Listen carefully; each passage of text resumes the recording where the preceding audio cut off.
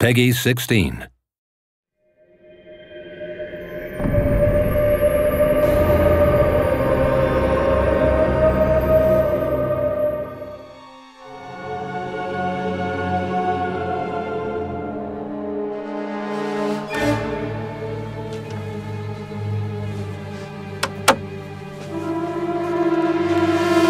In Fable 3, I play Sabine. I am Sabine, elder of the Dweller tribe. This is my first experience voicing a video game. So what drew me to it was the team, how committed they are, how well organized everything is, and how beautiful the game is.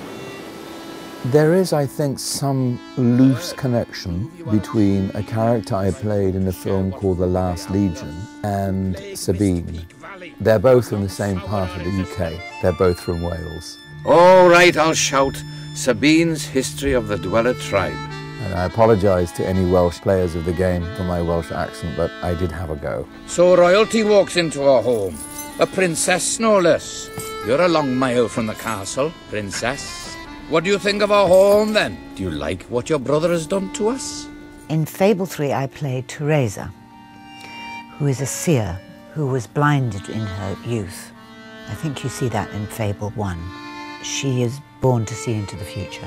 Sabine is a good man, and his people are strong. I play a character called Reaver.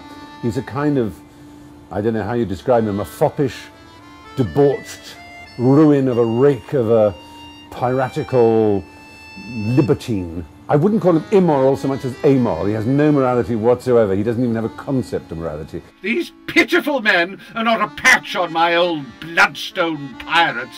Oh, how I miss them sometimes. There's always something stylish about being utterly wicked.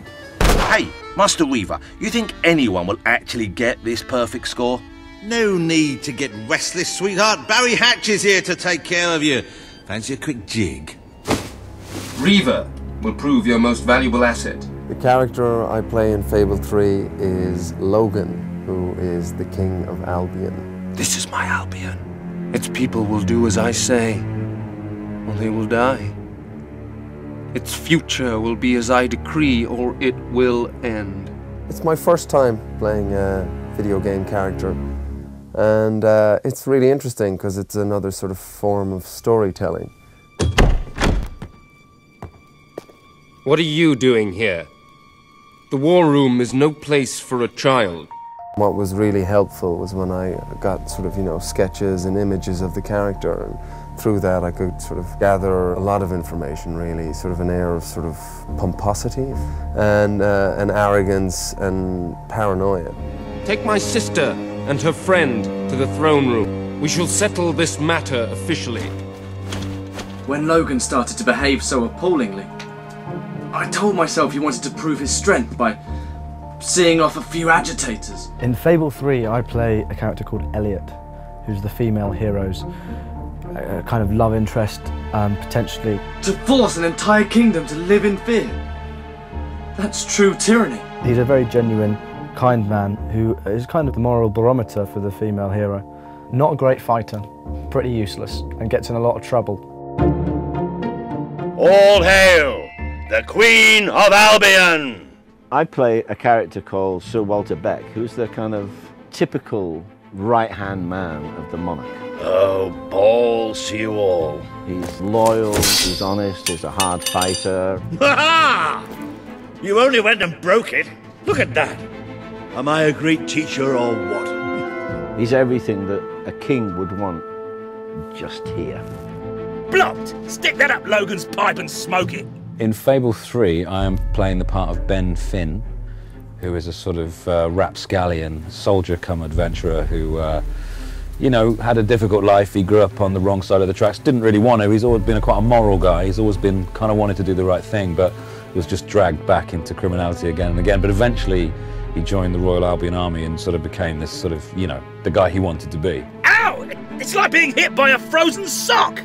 I play Jasper, who is the butler at the Royal Palace, and he was originally butler to the king who's gone all wrong. And now he is the great and faithful and loyal attendant on the young fellow who's going to become the hero, or the young girl who's going to become the heroine. You've a new mask, an exciting mix of daring and dashing. A bit like my first cat, Simon. I think people often wonder whether an actor is using himself in a character, and I think the answer is, to some extent, he has to. One of the things that's missing from a lot of video games is good writing and good voice work. I mean, they require that. It's just because they're video games doesn't mean they don't require the same attention that movies do, or television, or what have you. And I think this one has a wonderful mythology, and it's witty, and it's engrossing, and it demands to have people that, you know, can step up to the plate. This is revolutionary for me. It has to become part of the actor's vocabulary. We have to join in or perish. Okay, you're ready? The video's ready? Are you ready? A wolf has been hit! Oh, no, actually, could I do that again? It sounded a little bit grand. Could very well destroy the Kingdom of Albion. Just like that poster. And is my cappuccino here yet? It's a shambles! My advice to anyone who wants to play this game and win and overthrow Logan and be a good leader is to be yourself. Don't try and second guess. Don't try and think, oh, I wonder if the game wants me to do this or the game wants... It's not about that. It's about you, the player.